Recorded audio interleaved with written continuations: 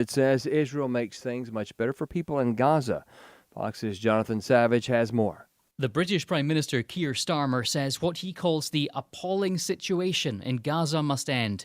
If Israel doesn't commit to a ceasefire and take steps to alleviate suffering, he'll recognise Palestinian statehood before the UN General Assembly in September. Our goal remains a safe and secure Israel alongside a viable and sovereign Palestinian state. UN-backed experts warn the worst-case scenario of famine in Gaza is playing out. Israel says there is no famine and insists it's doing lots to let food aid in. In London, Jonathan Savage, Fox News. Fox says the New York City gunman appeared to have something against the NFL and went to the wrong elevator bank in a deadly rampage yesterday, according to Mayor Eric Adams. The shooting spree at a New York City skyscraper left multiple people dead. Adams said that the gunman alluded to having suffered from chronic traumatic encephalopathy and that he had a grievance against the NFL.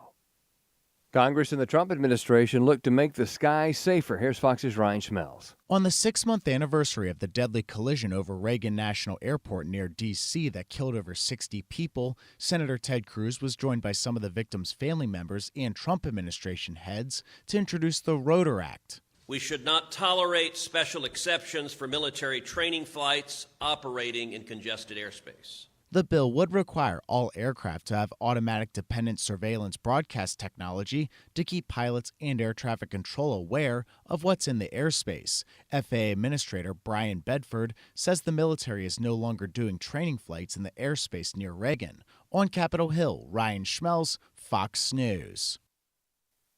Amid the Trump administration's crackdown on DEI, several school accreditors seem to be losing their commitment to it. Here's AFN's Bronson Woodruff. A new report finds that 8 major medical organizations and accreditors have changed or abandoned diversity, equity, and inclusion requirements for their member institutions. Some of them that Do No Harm named in its report include the Liaison Committee on Medical Education, the Accreditation Council for Pharmacy Education, and the American Psychological Association's Commission on Accreditation. Dr. Kurt Maselli is medical director for Do No Harm. Well, we are seeing some really good progress in a short amount of time. It was just 3 months ago when President Trump issued an executive order on reforming accreditation, and the landscape has really changed for the better. The Trump admin reminded schools that they are bound by civil rights law and that they're not able to have policies that favor certain groups above others, per the Daily Caller. Maselli said the progress is encouraging. Accreditors, they hold enormous power over institutional policies and operations. They set educational guidelines. They establish the framework of education that one would receive and really determine what schools can and can't grant degrees. He said that in the past, many of these accreditors have complicated efforts to actually get rid of DEI. But now that those discriminatory practices are getting taken out, Maselli said these institutions can focus on what they should be focused on. The education of the students that they've got and really focus on the quality that they're delivering. So I think it opens an avenue to allow schools to really move forward in meaningful reform. Again, it's just a first step. He said there's still more work to be done, concluding that the institutions need to prioritize merit as the guiding principle. I'm Bronson Woodruff. The Texas Tribune says Texas House Democrats are fundraising to potentially leave the state to block a GOP-backed redistricting plan. The money could be used to cover a $500 a day fine lawmakers would incur under House rules set to discourage members from fleeing after Democrats ran away in 2021. Texas House rules prohibit lawmakers from dipping into their campaign funds to pay for such fines. Republicans approved the $500 daily punishment in 2023, 2 years after Democrats hit the eject button from the state in an unsuccessful bid to stop Republicans from passing an overhaul of the state's election laws. And that will do it for this hour's news. Find more news at afn.net. I'm Robert Thornton.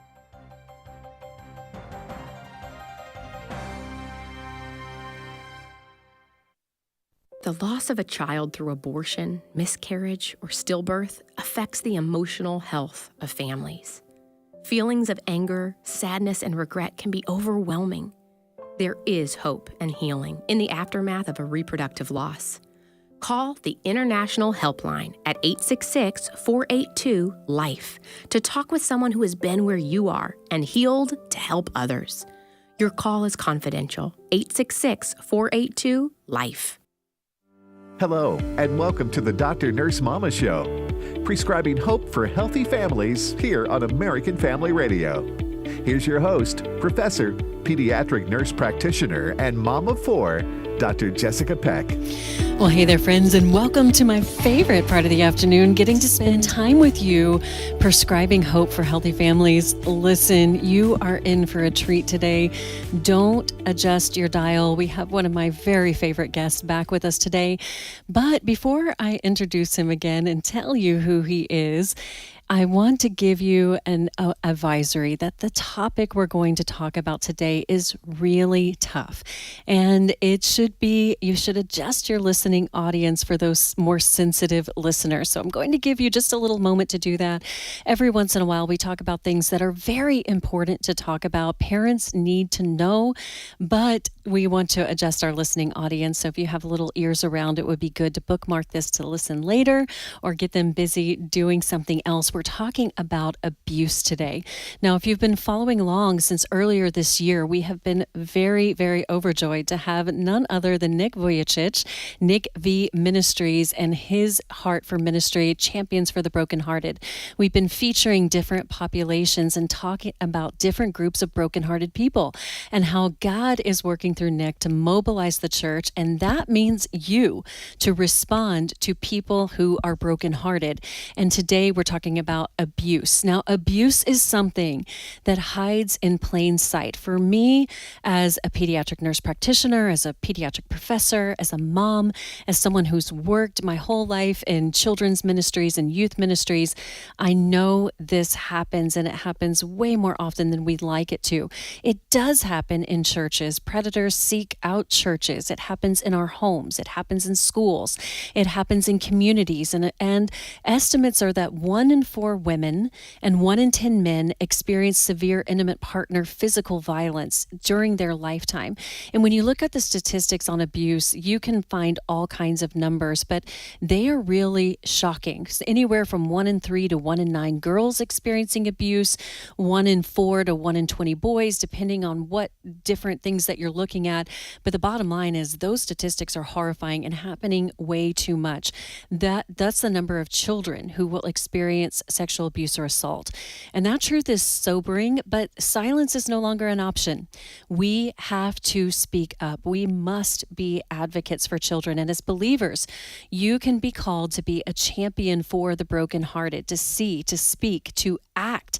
And this month, Nick V Ministries is sounding the alarm for our focus on the abused. And there are so many resources. We've been going through those, talking about what is available for you to bring this to your church. So you can go to nickvministries.org, because God sees, He knows, and more importantly, He heals. He can heal, and He's raising up people to stand for those who can't stand on their own. So, Nick, I am so absolutely delighted to have you back. Welcome back. Thanks so much for joining us today. Thank you, Jessica. It's good to see you. And yes, I'm glad that we can talk about a topic that not many people like to talk about, but does need to be talked about, unfortunately, quite prevalent in our country. Well, anytime you are here on the show, I just get people stopping through my feed, and just seeing you brings a smile to their face. And I know that you bring joy in the midst of such heartache. And I always say, because I heard you say it first, that it's just amazing if you can't get hope from someone who was born without arms or legs, who has a life mission of being the hands and feet of Jesus, then I don't know where you're going to find hope, because that is definitely hope for me. And we won't leave you in this program without hope. So, Nick, let's just start talking about it. Why did you choose the abused for this Champions for the Brokenhearted? You know, I think many people feel like that's something that does not happen in my circles, or that's something that doesn't happen in my city or my town or my church. And unfortunately, the statistics of our whole series of Champions of the Brokenhearted, I've written out 106 different ways in how the human being can suffer. And one of them is being abused, and sexual abuse. Unfortunately, the stats are as follows. The 1 in 3 girls by age 17 have been sexually abused. 1 in 5 boys by age 17 have been sexually abused. And I know several people very close to me who have been sexually abused. Some of them that they were unfortunately raped by a stranger. Some that were raped by someone very close to them.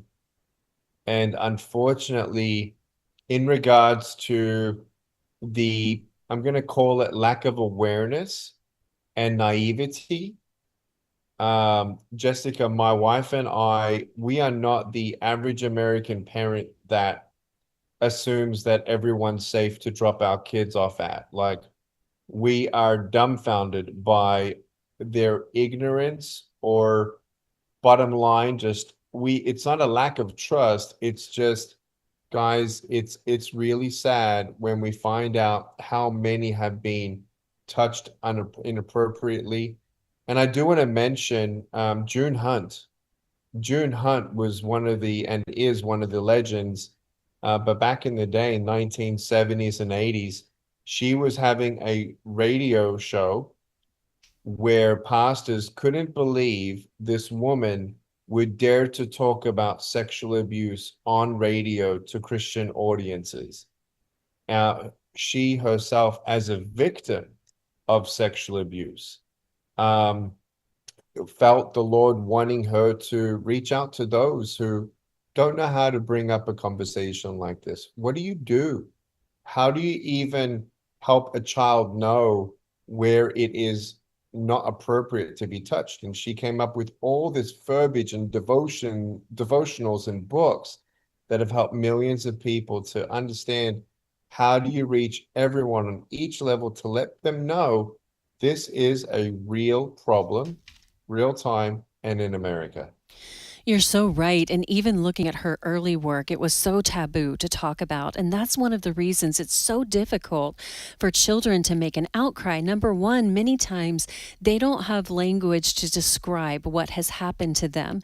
They just know they go into a state of flight, fright, freeze, or fawn. Sometimes that's the other thing that we're talking about now, because that grooming happens and they don't have the language to describe that. There's so much secrecy in this.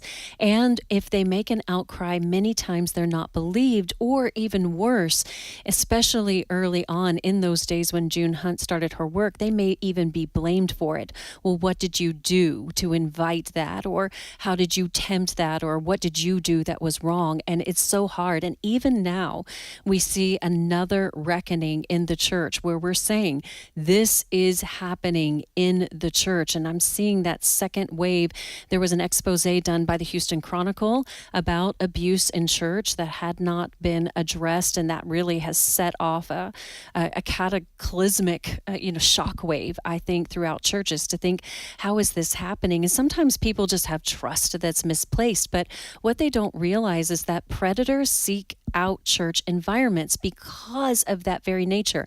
They know it's going to be easier to groom someone. It's going to be easier to have secrets. They're going to have access to children, and it's easy to talk that talk and talk that Christianese, so to speak, and to gain trust that is not there.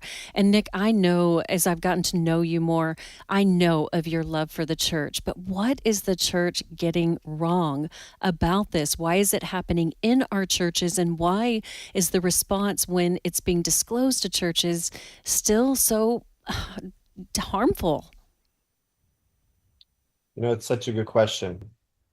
When you talk first and foremost about any sexuality in the church, I think what the first thing that we did do wrong about 20 years ago that was quite prevalent is we stopped talking about the purity message, the purity ring, waiting for the spouse, understanding that that girl is not a sexual object, but that's the daughter of God. And we must understand that if that is not your wife, that is going to be someone else's wife. So don't treat her in a way that you wouldn't want someone else to treat your future wife. I think it's understanding the lines of culture, role models, and influence in regards to what is sacred, what is holy, what is right, what is noble, and how we become so desensitized to what we allow our kids to watch, the music that we allow our kids to listen to. So first and foremost, from an approach within our home, we talk about making sure that, you know, you got your eye where at someone's house, no one's going to be alone with an adult of a different gender. And trying to wait for the right sensitivity of maturity and approach and language to even talk about that is something there. I just don't even know where to start, though, within the church. I really don't. I don't know one known Bible study for young people. I don't even know many young pastors who are the youth pastors who even talk about purity anymore, who even talk about respect to girls anymore.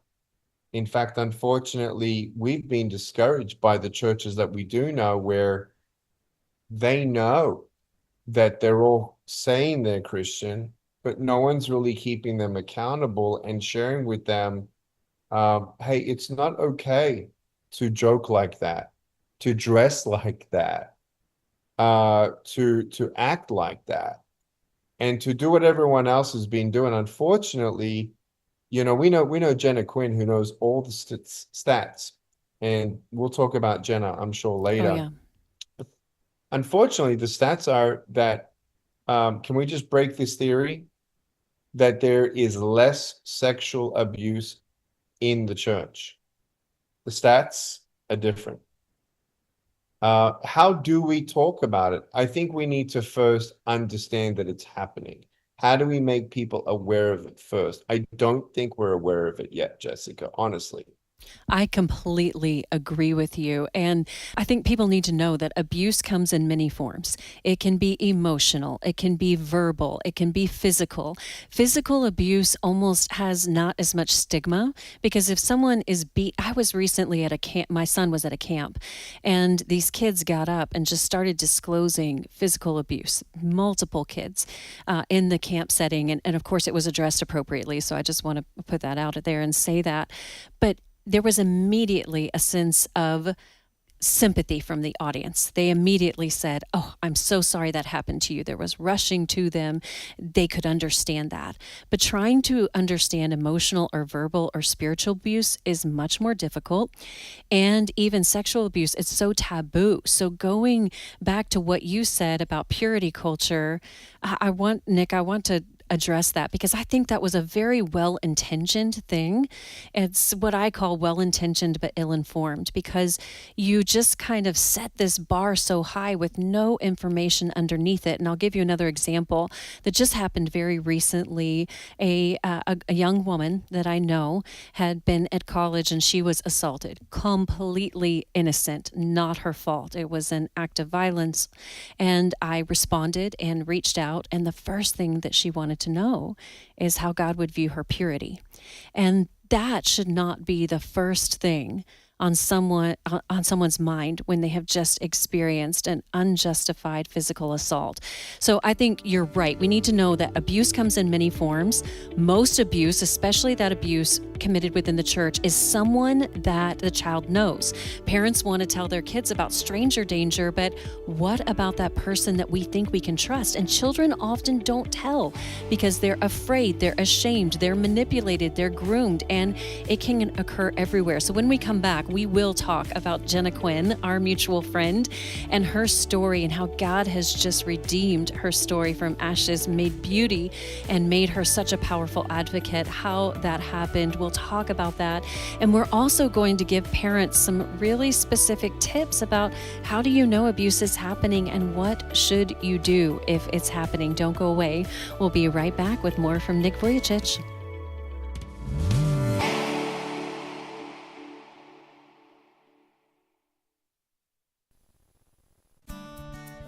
For your walk with Jesus, I'm David Wolin with Haven Today, inviting you to anchor your day in God's Word. What is grace? When grace comes from God, it's simply the goodness of God toward someone who doesn't deserve it, namely you and me. The Apostle Paul knew this well. He said, "I was shown mercy because I acted in ignorance and unbelief. The grace of our Lord was poured out on me abundantly."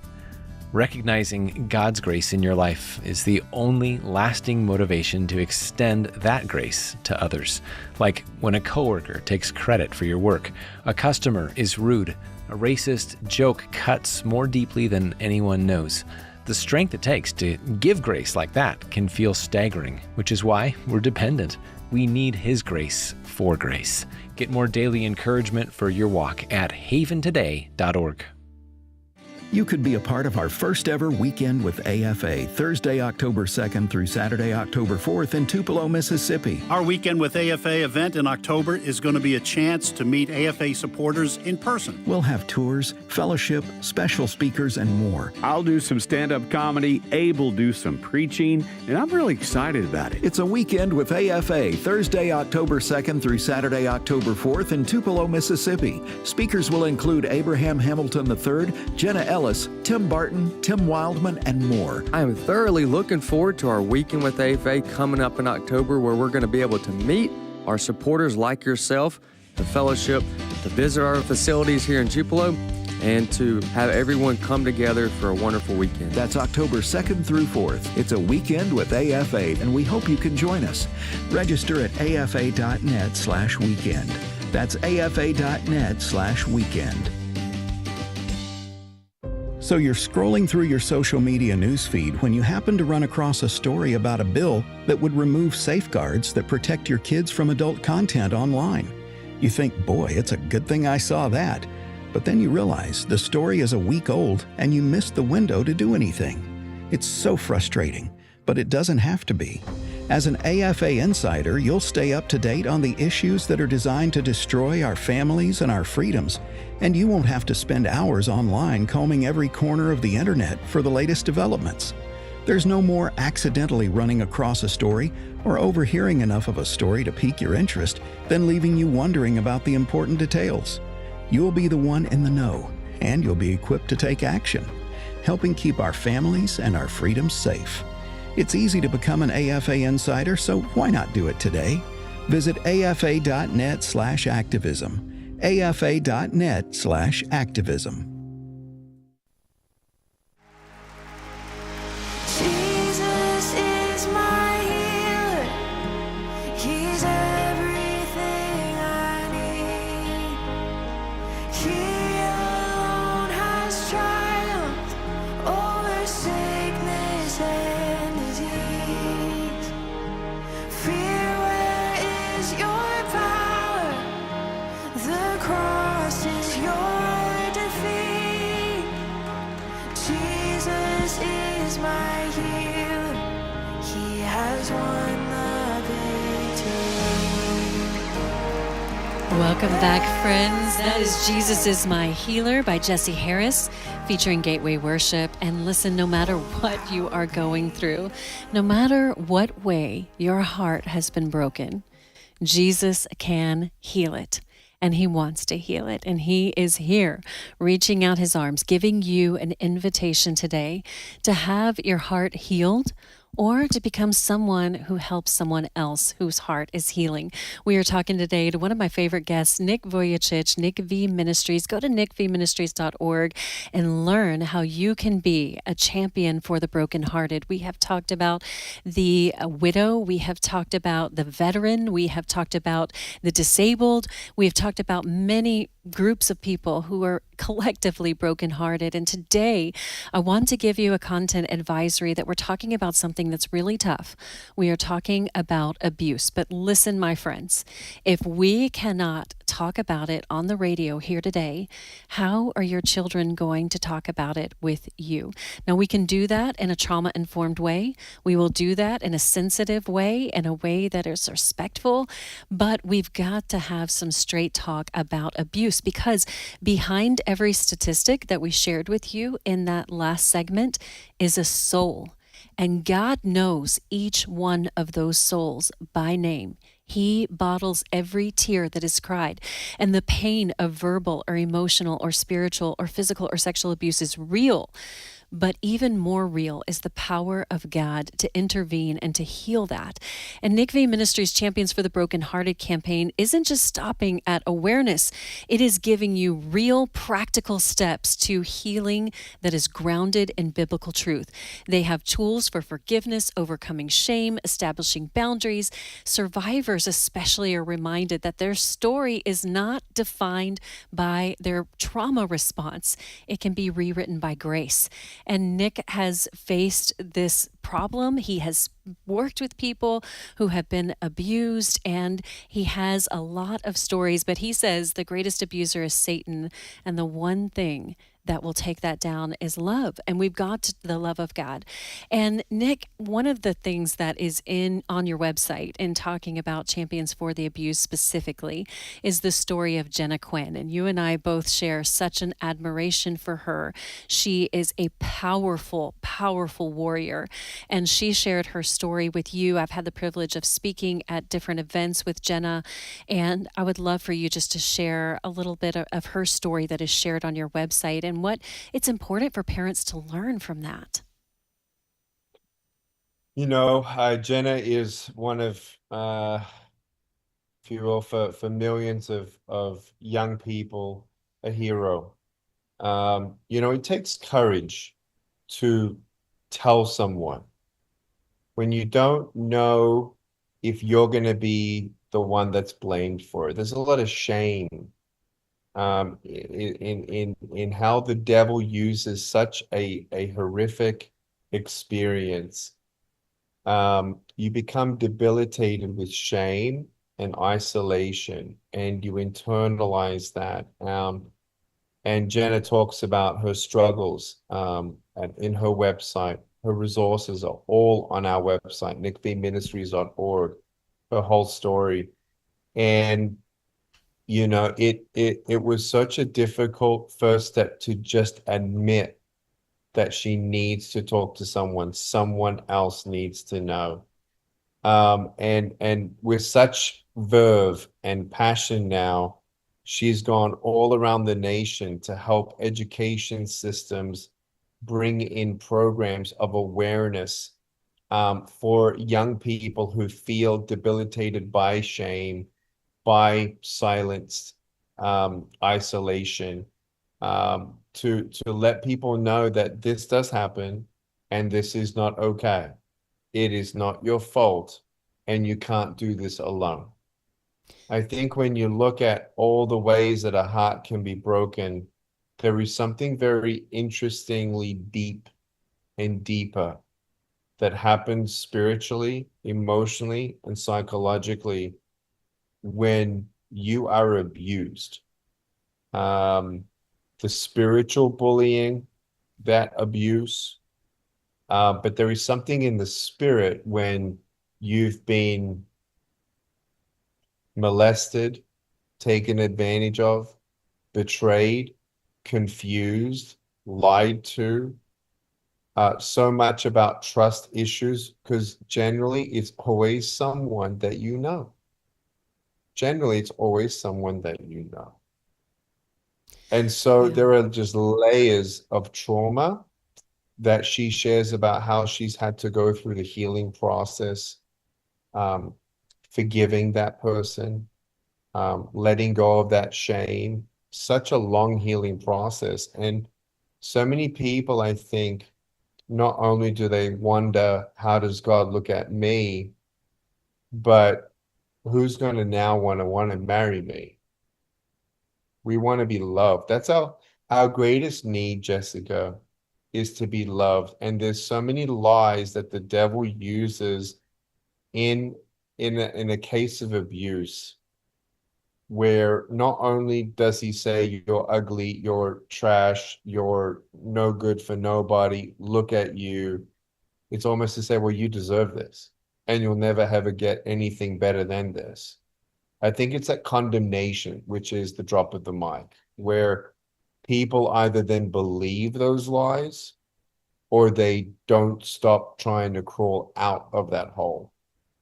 And unfortunately, if we know that we need to talk to someone, but we don't know even how to describe it, I think there is a gap of what we really should have been doing as a church, as an education system, is teaching people about abuse, respecting one another.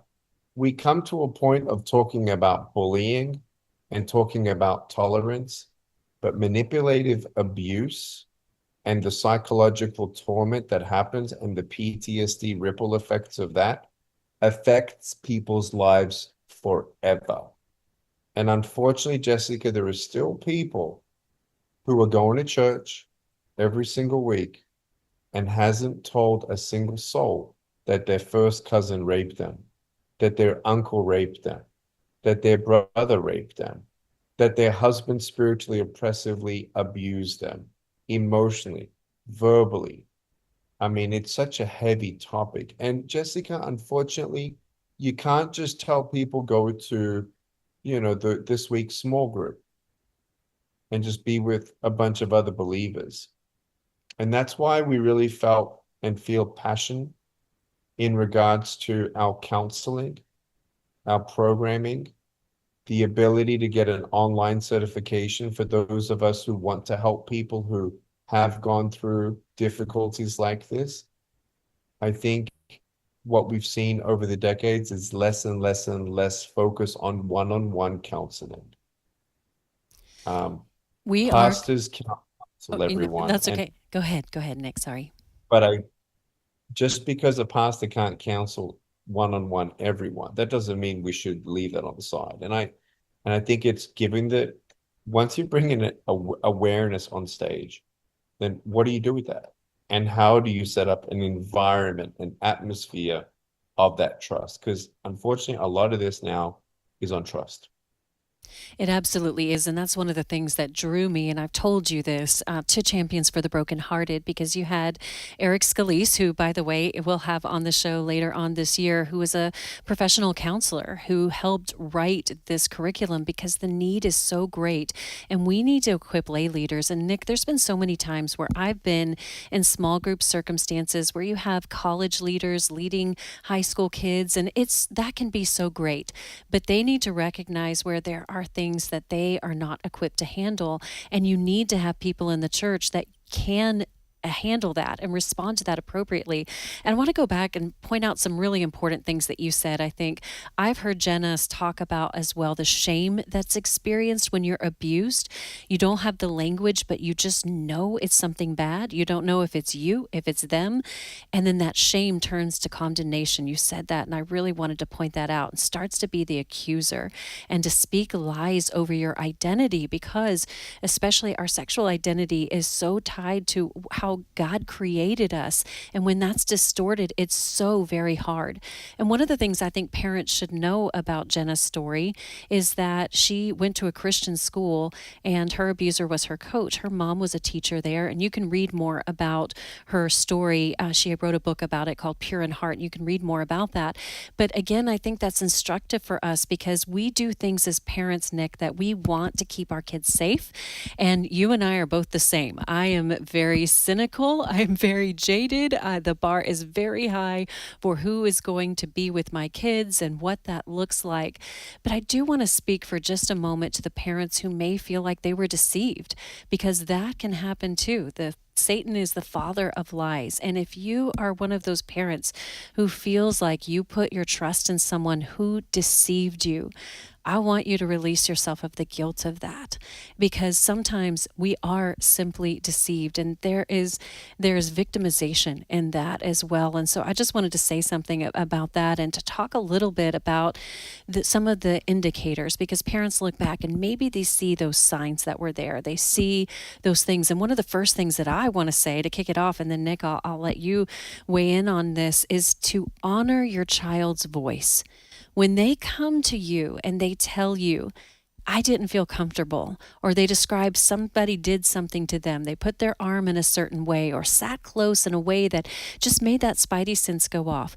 So often we just brush them off. Oh, I'm sure you misinterpreted it. Oh, I'm sure you misunderstood that. I'm sure that's not what they meant. Stop. Learn to stop and listen to them and look them in the eyes and say, tell me more. And of course, we don't want to falsely accuse anyone, but that is by far happening way less often than people who need to be accused and need to be brought into the light are doing that. So what do you say to those parents who are saying, okay, I'm listening? How do we know, Nick?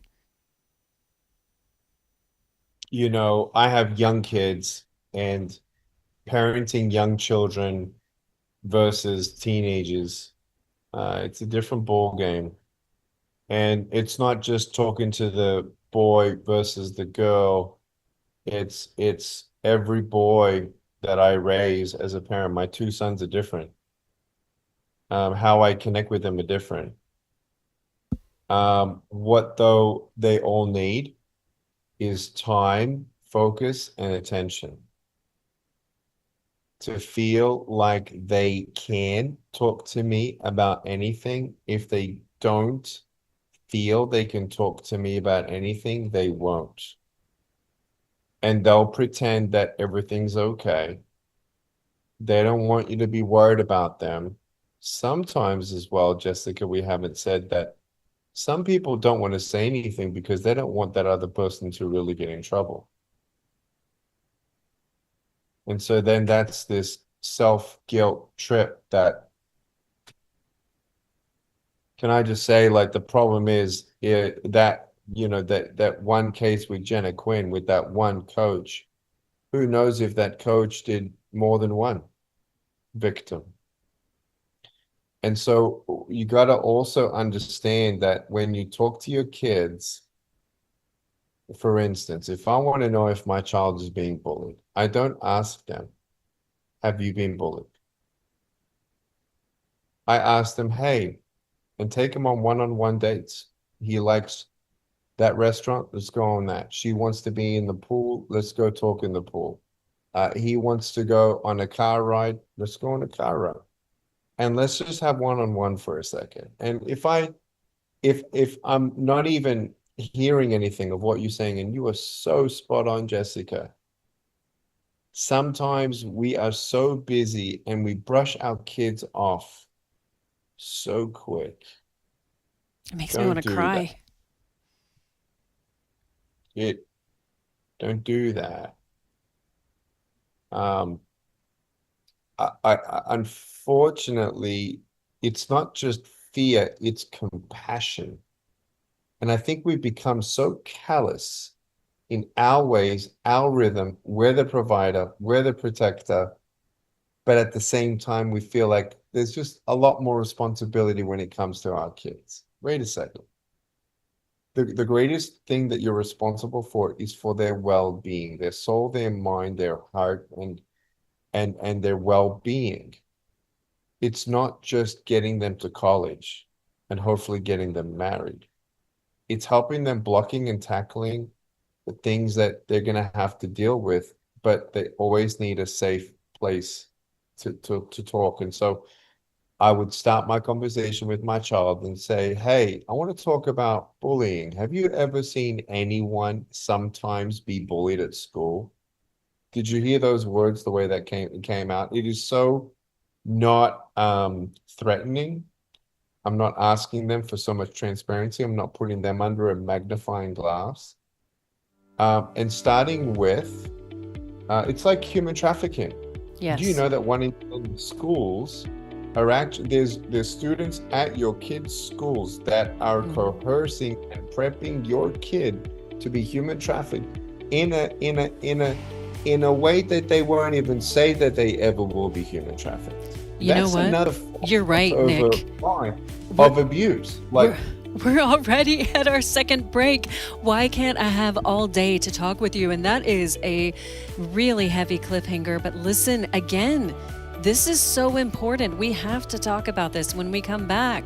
I will echo what Nick is saying about trafficking happening in schools. We've talked about it before, and we'll give you more help and hope for you to become a champion for the brokenhearted. We'll see you on the other side of this break. Some would say truth is relative, and to the world, that's right. What the world considers to be truth fluctuates depending on the narrative they're trying to promote. Of course, we know truth is found in Scripture, and it never changes. The documentary, The God Who Speaks, proves the Bible's reliability as the source of real truth and reinforces our belief in it as our firm foundation. Watch it anytime at stream.afa.net. That's stream.afa.net. The American Family Association's mission is to inform, equip, and activate individuals to strengthen the moral foundations of our culture. We also support the church. Our goal is to be a leading organization in biblical worldview training for cultural transformation. AFA believes that all men and women, whether in private or public, should be free to exercise their faith without hindrance from the government. Thank you for standing with the American Family Association. When I give, I want to give to those things that are on the heart of God in Scripture. And when I look at God's Word, I see three big categories. The ministry of God's justice, the oppressed and victims. The ministry of God's mercy, the poor and needy. The ministry of God's Word, preaching and teaching and discipleship. Well, clearly the American Family Association is involved in the work proclaiming the gospel of Jesus Christ and providing biblical worldview training. Well, if you'd like to support the incredible work of the American Family Association, you can do that and ensure this work will continue for generations. The AFA Foundation uses creative and tax-efficient tools to help you give wisely, like a charitable gift annuity, like including AFA in your will or your trust, even helping you give non-cash gifts. So if you'd like to support the incredible work of the American Family Association, contact the team today at afafoundation.net. Do you believe in the absolute inerrancy of God's holy word? Do you believe in the power of the Holy Spirit to radically change lives and empower us to live like Christ? At Wesley Biblical Seminary, we believe God is raising up a movement of people across our nation and across the world who hold fast to the authority of the Bible and the hope of holiness. We are working today to equip tomorrow's pastors and Christian leaders through biblical and theological education and practical ministry that's accredited, affordable, online, and highly personal. Our programs include undergraduate, master's, and doctoral degrees, certificate programs, and even training for lay people. So whatever your next step is in being equipped for ministry, we're here for you. And if you believe these are the kinds of pastors we need leading our churches in the future, we invite you to learn more about partnering with us through giving. Learn more about Wesley Biblical Seminary by visiting us at wbs.edu today. I've had $1 to my name. I've had friends that walked away. And I've even lost myself a time or two. There were bridges crossed and burned, but through all the wreckage I have learned, there is one thing that I can never lose. If I got Jesus, I've got all that I could ever need. Take the world away from me, and I'll be okay.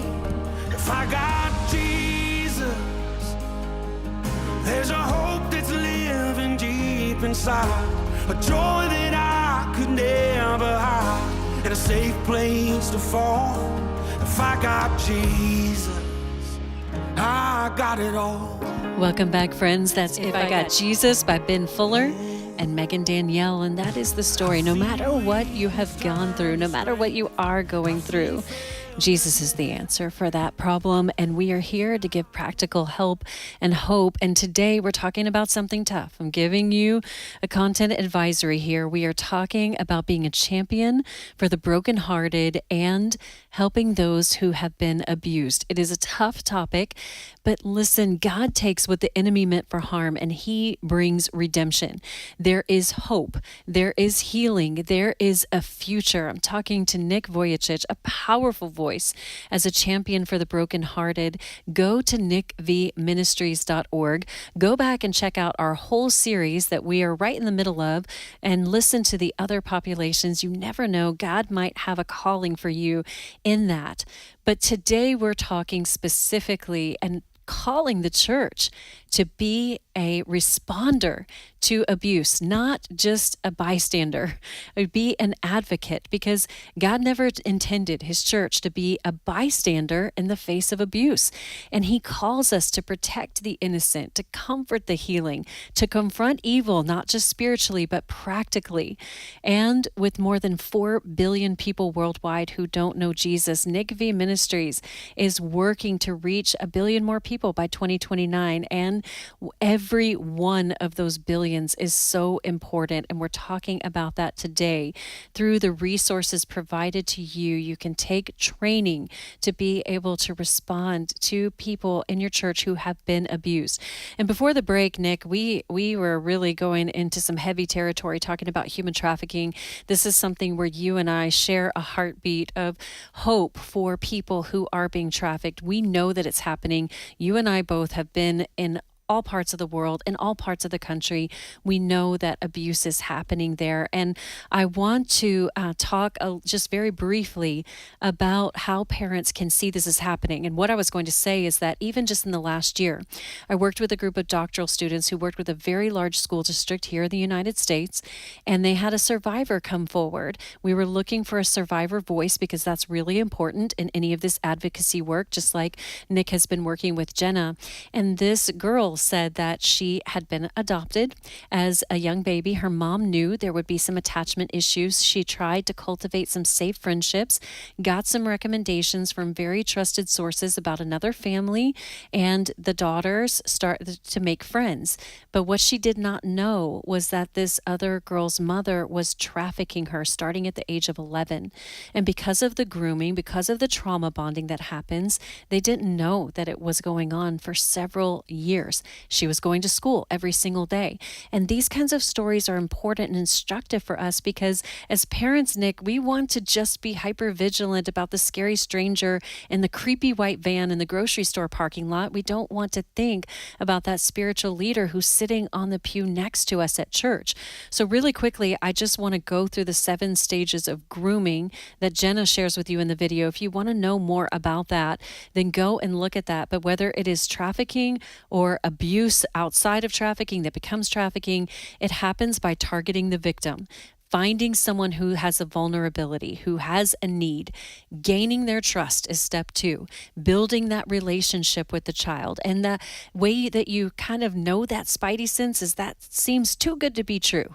Maybe they're just always present, over the top. And that's not always, that could be someone genuine, but it's something to consider. Step 3, fulfilling a need, taking a role in that child's life, meeting specific emotional, physical, or material needs. Number 4, isolating them, working to make sure that child is separate from safe adults, and that can be separate physically, separate emotionally, separate socially. And then number 5 is establishing secrecy. Number 6, making the relationship physical, and 7, maintaining control. That's how it happens. Now, the hope in that is that those 7 steps do not happen overnight. It takes time, and that means there is time to intervene. So, Nick, I'm going to give it back to you and let you finish your thought because we were just so rudely interrupted by the live radio break. No, it's okay. Look, the bottom line is just what we were trying to establish here is your child may be being abused by an abuser, and they would not even know that's a bad thing. And so that's the deceit of this whole evil, very, very dark evil. But understanding just that relationship with your individual child how to approach and investing in time to connect with them, that they can feel safe, and you can ask them first questions like, do you know anyone who's sleeping around or someone who took advantage of someone? And coming from a point of view of almost like, I'm curious about your school, and then eventually narrowing it down, has anyone ever made you feel uncomfortable? To different approaches of, hey, what music are you listening to? Do you realize what songs, the words that are coming out of your mouth? Unfortunately, we feel that we can take kids to church and the pastors are their spiritual leaders. The bottom line here is, Jessica, we're their spiritual leaders as their parent. And what's beautiful is there is hope, there is redemption. Like Jenna Quinn, there's a Jenna Quinn law being passed in the majority of the states in America now. And something so traumatic to now bring light, awareness, and restitution for many people, healing, awareness, education. And this is something that we really should be also educating all of our young people in the church. And unfortunately, not enough of us are doing it. And I really want to encourage that if you're a faith leader, to make sure that there is one-on-one counseling available there, that someone mentioned something there. Maybe there's a special focus group, we used to call them, for something. And I mean, it's such a heavy topic. It's so unique for each individual. But, you know, I just encourage all your listeners, Jessica, to get Jenna Quinn's resources and books, become aware of it, start researching some stats. These are not just stats that Jessica and I made up. It's everywhere around us. Mm-hmm. And unfortunately, the perpetrators are closer than you think. They absolutely are. And so we just need to be vigilant. I really appreciate what you said, Nick, about as parents, it is our responsibility to protect our kids. And so often we don't want to think about the dark things that are going on in this world. And we just want to live in our little bubble, but that's not the reality of where we are. And there's so many resources. You can, again, go to nickvministries.org. There's an ebook called Hope for the Abused. You can watch a video where Nick interviews Jenna, and you can see that you can take an additional step and be trained in this curriculum. There is information about those steps there. One of the things I think that's so powerful about Jenna's story and is her ability to forgive, and her ability to reject the lies that she used to believe, and to find forgiveness, to find peace, to find hope, to find healing. And I think there's so many times where you see someone who's experienced horrific abuse. I know you and I have both seen that. And you think, how do you even start that journey? What do you see as champions for the brokenhearted, equipping the church to walk alongside that journey so that someone can have a journey of healing? You know, coming to a point where you can forgive someone is, to me, the epiphany of the beginning of healing. And that's a long journey sometimes. Sometimes it's decades to even thinking of forgiving somebody. I've lived it. We've all got our different experiences. Took me 10 years to forgive somebody. And I'm the preacher. And so, you know, counseling one-on-one and that trust bridge to be built. But yeah, look, Jenna would say it's all Jesus. It's him, because there's no way that, humanly speaking, we should forgive. We know they don't deserve that forgiveness. Yet because we know the forgiveness and the redemption and the power and his blood and the word of our testimony, it is something that, you know, God doesn't waste. God doesn't waste even the most difficult times of our lives. And I want to just encourage you with this last note, that even though we go through something difficult, it doesn't mean that God's forgotten them or they've done something wrong to deserve that. If God was punishing us for our sin, we would die. The punishment of sin is death. but this is the devil's dominion, and he is seeking who he can kill, devour, and destroy. But God can redeem, and he does cause even the worst parts of our life for good, in that if I can just be a miracle for one more other person. I think, Jessica, this is the light of hope that someone just needs to know. It absolutely Why is. am I Go ahead. going to Yeah. just help one more person? Mm-hmm. One day, somehow, God's going to use your story to help someone else. Well, just like he's used your story to help so many. How many people did you say that you think that you've hugged, Nick? Oh, we stopped counting after 500,000. My arms fell off. Of course, you would make that joke. But it's astounding. But the power of a hug, the power of hope, the power to look at people. I mean, you have preached in some of the darkest parts of the planet, Nick, and you have heard stories that are just absolutely devastating and heartbreaking, but you've also seen the power of hope that is offered. And I think about from the very first time that we talked, in your story, your life story, where you were desperate to the point of not wanting to live anymore, and how God redeemed your life. He restored you. He has you on this ministry, and now you have shared this hope with so many other people. And I think what people don't grasp, Nick, they look and they think, well, I don't have a testimony like Nick. But that's exactly the point. God has given you your own testimony. So I want to know, what is your vision? How would you inspire people out there who are listening, who think, well, I would like to be a champion for the brokenhearted, but I got a lot of baggage. I don't know what that looks like. What would you call them to do and to encourage them that it would make a difference? Thank you, Jessica. Look, the bottom line is, in eternity, there's only going to be one thing that will be remembered, is how many people did we help along the way to let them know that Jesus loves them. And you can't count you can count how many seeds are in an apple, but you can't count how many apples are in a seed. And so when you step out and you plant that seed, you don't know the real ripple effect of what that looks like. And when you look at the generational curses, and the reason why people also kind of unfortunately get uncomfortable, remain comfortable where they're at, instead of being uncomfortable and looking for justice and saying something and getting that healing, is because, well, my mom's being abused, my grandma's being abused, my uncles abused them. That doesn't make anything okay. So I just want you to know that you might be the one to actually break the curse in your generational lineage of thinking that's okay for the rest of the generations and all the other apple trees ahead, whether that's for your family and whether that's one or for 1,000, or having a national law like Jenna Quinn law. Just do what God's called you to do, and you can be trained right now with our certification to do a one-on-one Champions for the Abused course, where we believe the churches are not really, they don't have that.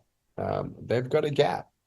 Fill in that gap, and allow the pastor to know that, hey, you've now gone through the certification and you want to help to be a champion of the abused in your local community. Go to nickvministries.org. You'll see populations of the trafficked, the unborn, the disabled, the prisoner, the orphan, the widow. We've already talked about these. Nick has been on the show to share the vision for each of those.